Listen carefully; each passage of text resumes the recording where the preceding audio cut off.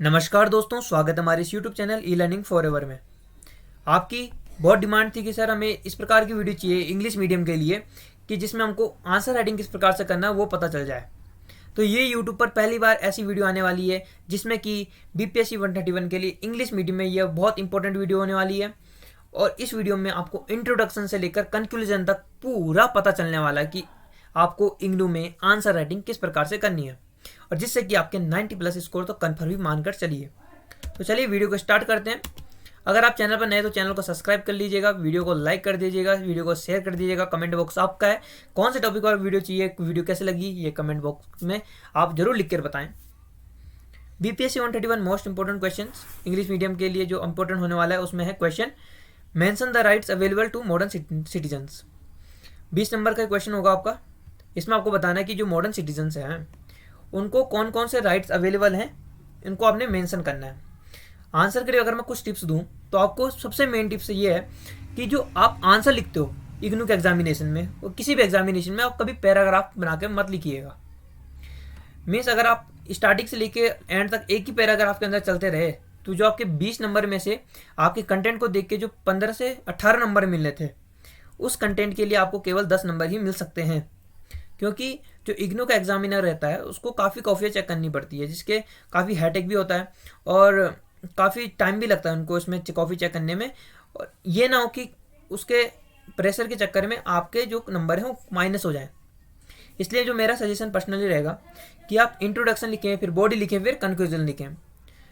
हमेशा point two point लिखें, point point करके लिखें, टॉपिक बना के लिखें, छोटे छोटे टॉपिक बना के लिखें, ताकि जो एग्जामिनर होगा उसको भी पढ़ने में सहूलियत होगी, आसानी होगी, ईजी होगा उसको, और एग्जामिनर को तुरंत समझ आ जाएगा इस बच्चे ने लिखा क्या है, इस स्टूडेंट ने लिखा क्या है।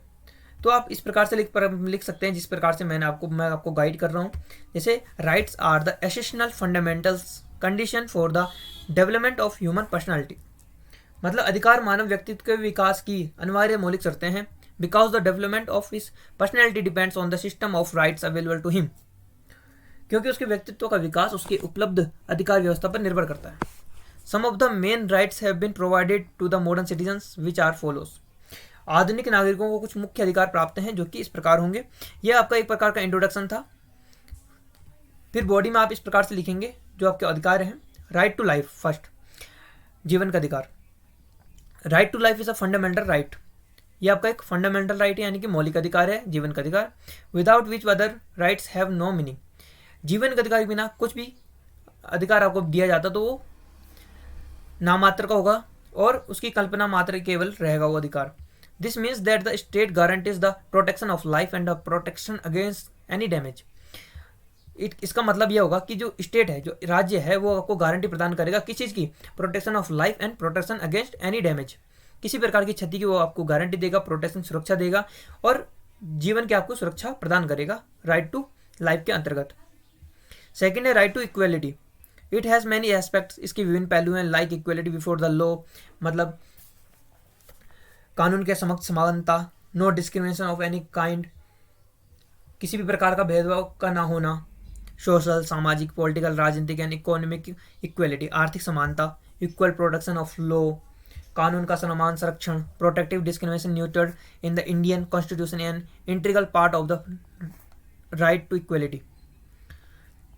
मतलब जो भारतीय संविधान में पोषित रक्षात्मक भेदभाव है वो समानता के अधिकार का अखंड पार्ट, अभिन्न हिस्सा है या अभिन्न अंग है, integral part of the right to equality. Third होने वाला जो आपका राइट टू फ्रीडम।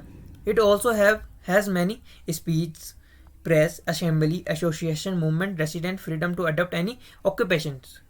मतलब इसके भी विभिन्न पहलू हैं, जैसे भाषण, प्रेस, सभा, संघ, आंदोलन, निवास, किसी व्यवसाय को अपनाने की स्वतंत्रता आदि। These freedoms granted to Indians by the Constitution are exercised in reasonable restrictions। जो ये फ्रीडम्स आपको प्रदान की जाती हैं उनमें कुछ ना कुछ सीमित शर्तें होती हैं। ये जो स्वतंत्रता का अधिकार है, राइट टू फ्रीडम है, वो आपका एक असीमित अधिकार नहीं है, सीमित अधिकार है। इसमें कुछ रीजनेबल रिस्ट्रिक्शन भी लगी होती है। नेक्स्ट है right to freedom of religion. जो फोर्थ है, religion reflects the faith of a person. धर्म व्यक्ति की आस्था को प्रदर्शित करता है और on the basis of this any person can follow any religion. इस बेसिस पे हम कह सकते हैं कि कोई भी व्यक्ति कोई सा भी धर्म चुन सकता है। Can treat him favourably, the right does not dilute secularism. मतलब किसी भी धर्म को मान सकता है, उसके अनुकूल व्यवहार कर सकता है, यह अधिकार धर्मनिरपेक्षता को कम नहीं करता है। और धर्मनिरपेक्षता से बढ़िया शब्द होता है पंथ निरपेक्षता, जो कि भारत के संविधान में वर्णित है। Right to education, fifth, state promotes education because without it human personality would not develop. जो स्टेट है वो प्रमोट करता है किसको? एजुकेशन को, शिक्षा को प्रमोट करता है। Because without it human personality would not be developed. इसके बिना मनुष्य का विकास संभव नहीं है। किसके बिना? शिक्षा के बिना, एजुकेशन के बिना। राइट टू एजुकेशन हमारा एक अधिकार है। सिक्स्थ है राइट इकोनॉमिक राइट्स, यानी कि जो आर्थिक अधिकार है हमारा। इसमें क्या होगा? तो under this the right of the person to walk, the right to social security, the right to property and the right to rest and leisure are included.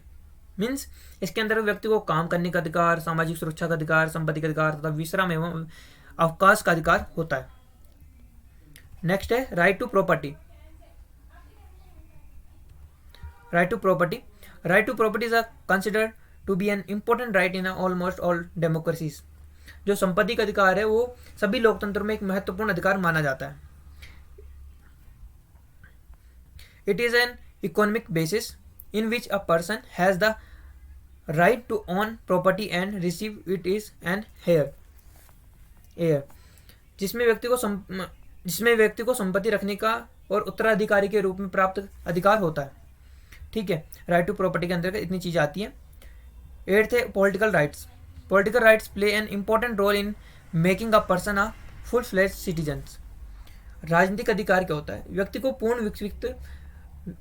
को पूर्ण विकसित नागरिक बनाने में राजनीतिक अधिकारों का महत्वपूर्ण योगदान होता है। इसके अंतर्गत क्या क्या आता है? It includes the right to vote, यानी वोट देने का अधिकार। कॉन्टेस्ट इलेक्शंस, यानी चुनाव लड़ने का अधिकार हो गया। Hold public office and form political parties, सार्वजनिक पद ग्रहण करने तथा राजनीतिक दल बनाने का भी इसका अधिकार प्राप्त होता है। किसके तहत? पॉलिटिकल राइट्स के अंतर्गत। नाइन्थ है और जो लास्ट है हमारा, not at the least, constitutional rights. Indian constitution provide some fundamental right to its citizens such as the right to freedom, the right to equality, the right to against exploitations, the right to religious freedom, culture and educational rights, and the rights to constitutional